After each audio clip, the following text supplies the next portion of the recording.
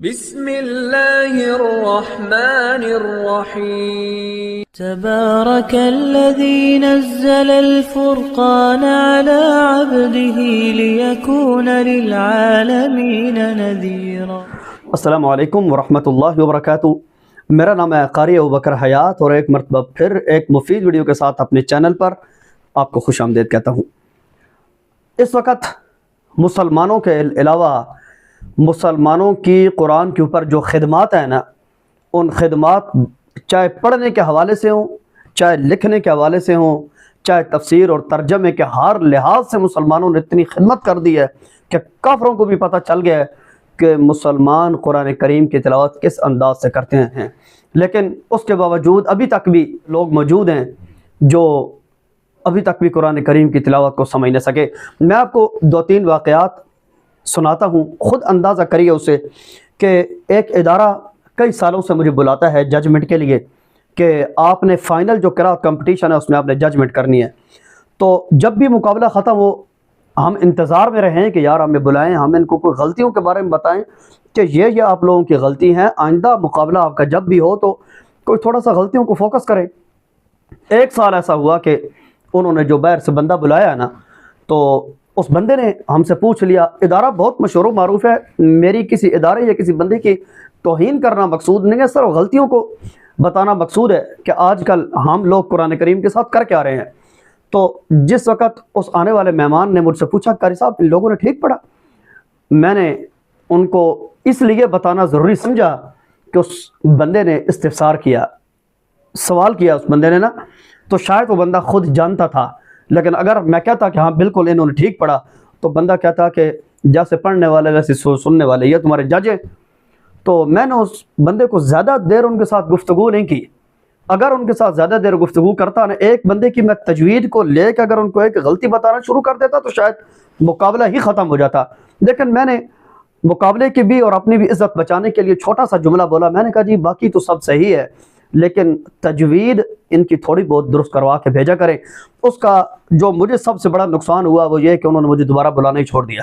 ठीक है, तो कोई बात नहीं, उन्होंने बुलाना छोड़ दिया। मैं इन छोटे छोटे मुकाबलों के अंदर अपने आप को इतनी तरजीह भी नहीं देता, इसलिए कि अल्लाह ताला ने जिस वक़्त आलम में कुरान करीम की खिदमत के हवाले से इतनी ज़्यादा मकबूलियत हासिल की है, तो इन छोटे छोटे मुकाबलों की वजह से अपने आप को परेशान रखना या ये मेरे ख्याल में अल्लाह ताला की नेमतों की भी बहुत ज़्यादा नाकदरी है।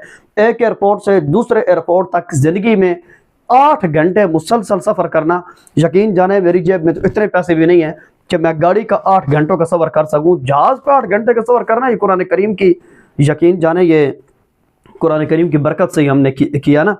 तो बहरहाल उस इदारे वालों ने मुझे बुलाना छोड़ दिया। क्यों? इसने हमारी कमज़ोरी को उजागर क्यों किया। उसके बाद एक दूसरे इदारे वालों ने मुझे तिलावत के लिए बुलाया कि बाहर से हमारे कोई मेहमान आ रहे हैं, आपने उनके सामने तिलावत करनी है। मैंने कहा ठीक है। तिलावत जैसी मैं कर चुका, उन्होंने मुझे साइड पे दीवार के साथ इस तरह लगा लिया जिस तरह असम्बली के अंदर कोई स्टूडेंट खड़ा होता है। तो उसके बाद क्या हुआ, उन्होंने अपना एक बंदा लेकर आए और उस शख्स ने तिलावत की। मैंने सिर्फ उनकी औज़ुबिल्लाह आपको सुनानी है, उनके अंदाज में नहीं कि कहीं उस बंदे की इदारे की तौहीन ना हो। मैं खुद सुनाता हूँ। वो ऐसे पढ़ रहे थे, औज़ु बिल्लाहि मिनश्शैतानिर्रजीम, इस तरीके के साथ उन्होंने औज़ु बिल्लाह पढ़ी। तो मैं समझ तो गया था कुरान करीम के अंदर इनको प्रैक्टिस बहुत है। उसके बाद क्या हुआ, जब दरमियान में जाकर उन्होंने तिलावत की, इन्नल्लाह कान, इधर उन्होंने वक़फ़ कर दिया। इन्नल्लाह कान का क्या तर्जमा बनता है या इसका क्या मफ़हूम बनता है, मैं उसके ऊपर बिल्कुल नहीं जाऊँगा। सूरतुन निसा आयत नंबर 58, इन्नल्लाह यअमुरुकुम अन तुअद्दुल अमानाति इला अहलिहा।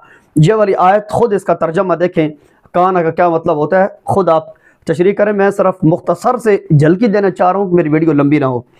उसके बाद उन्होंने उस बंदे को सिर्फ इसलिए तरजीह दे दी कि वो उनके अपने इदारे का बंदा था। तो मुझे दुख बहुत हुआ कि यार हमारी ज़िंदगी गुजर गई आलमी इतने स्टेजों के ऊपर। मैंने पढ़ा कुरान करीम के ऊपर, पढ़ने की प्रैक्टिस, बच्चों को पढ़ाने की प्रैक्टिस। ये बंदा तो जिन मासूम बच्चों को मैंने पढ़ाया ये उनके काबिल भी नहीं था। इसको आने वाले मेहमान के इस्तकबाल में तिलावत के लिए किस तरह तरजीह दे दी गई। यकीन जाने मेरे दिल में कोई पैसों के बारे में कोई लालच ऐसा नहीं था, ना मुझे पूरे साल का मालो ज़र वहाँ से मिलना था। खुद ही जाना था और ख़ुद ही आना था। लेकिन एक स्टेज के ऊपर किसी जगह पे भी गलत कुरान करीम की तिलावत हो ना, और वो अपनी मौजूदगी में हो और पढ़ने वाला बंदा सब कुछ समझते हो, तो ज़रा दुख थोड़ा सा ज़्यादा होता है। उसके बाद एक तीसरी जगह पे मैं नमाज पढ़ने गया। इमाम साहब ने इतना गलत कुरान पढ़ा, इतना गलत कि भाई मैंने तो नमाज तोड़ दी।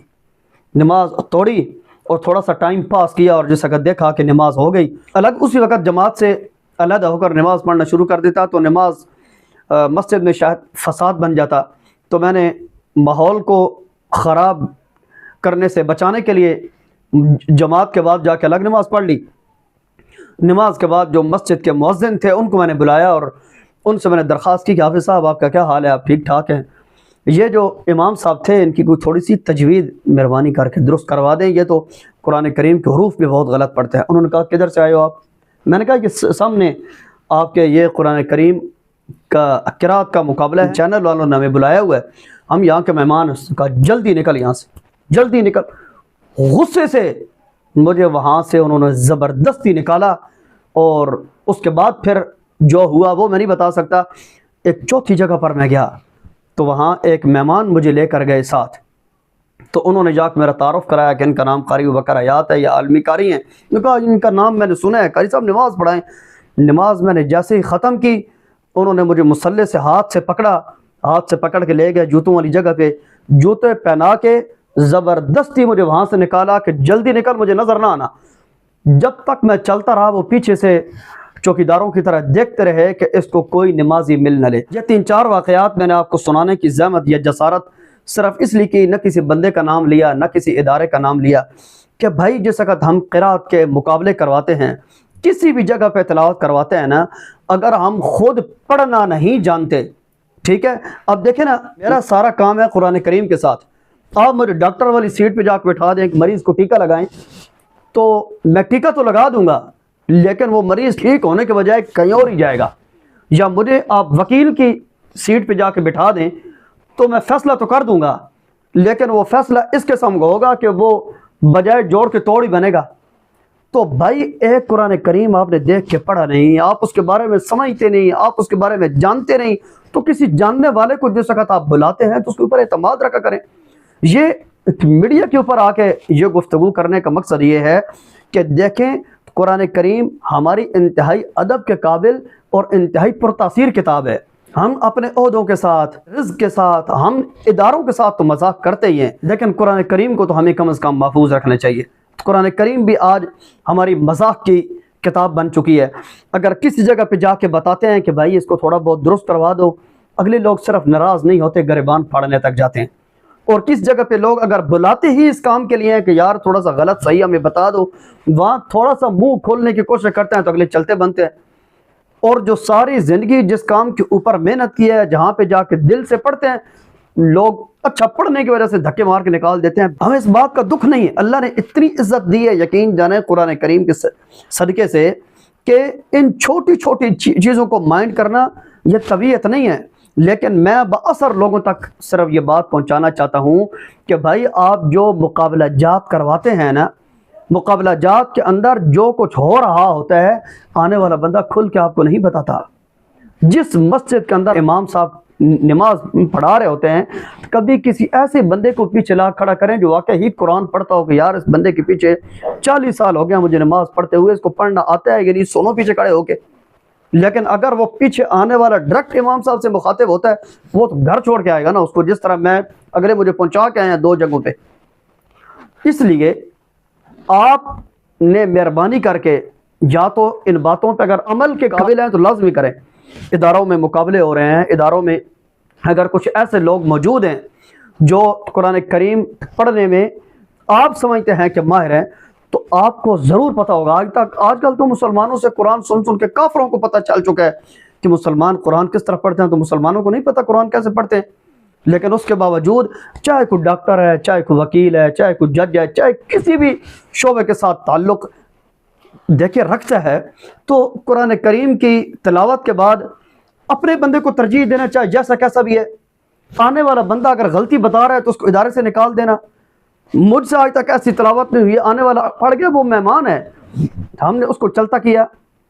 इमाम साहब ने इतनी गलत किरात की, छोटी सी गलती बता बताने की वजह से आने वाले मेहमान के साथ आपने क्या सलूक किया। ये तो कुरान का एहतराम हमारे दिलों में रह गया। खुदा के लिए या खुद तजवीद पढ़ने की प्रैक्टिस करें, अच्छा पढ़ने की कोशिश करें। अगर कोई आने वाला बता दे तो बजाय उसको धक्के मार के निकालने के ना, उसको कहा करें यार इधर 15 मिनट बैठ, शुक्र है आप आए हो, यार शुक्र है आपके अलावा कोई होता तो मस्जिद में खड़ा हो जाता, मेरी बेइज्जती होती। तूने कितना अच्छा किया, तूने अलग मुझे बताया इधर बैठ, मुझे थोड़ा सा बता दे मैंने क्या क्या गलती की है, या आप मुझे व्हाट्सअप नंबर दें, मैं आपसे रोज़ाना थोड़ा थोड़ा मैं सीखने की कोशिश करूँगा। एक हफ्ता लगेगा, कुरान करीम दुरुस्त हो जाएगा आपका। लेकिन हमारे अंदर ये जसारत कहाँ से। बहरहाल इस वक्त आलम इस्लाम बहुत ज़्यादा मुतासर है, मुसलमान इस वक्त बहुत ज़्यादा इम्तिहान में हैं। मुसलसल बारिशें और पूरे आलम में जंग और ज़लज़ले, किन हालात से हम गुज़र रहे हैं, यकीनन ये अल्लाह ताला की नाराज़गी का बहुत बड़ा सबब है। तो आपके काम की अगर कोई गुफ्तगू है तो ठीक, वरना इस वीडियो को शेयर करने की कोशिश करें ताकि ये पहुंचने वाले लोगों तक पहुंचे और इसके ऊपर लोग अमल करने की कोशिश करें। यकीन जानें ये वीडियो आपके लिए भी बहुत ज़्यादा मुआविन साबित हो सकती है, दुनियावी एतबार से भी और अमल के एतबार से भी। अगली एक मुफीद वीडियो तक के लिए अपने मेज़बान कारी वकर हयात को इजाज़त दीजिए। अस्सलामु अलैकुम व रहमतुल्लाहि व बरकातुहू। अल्लाह हाफ़िज़।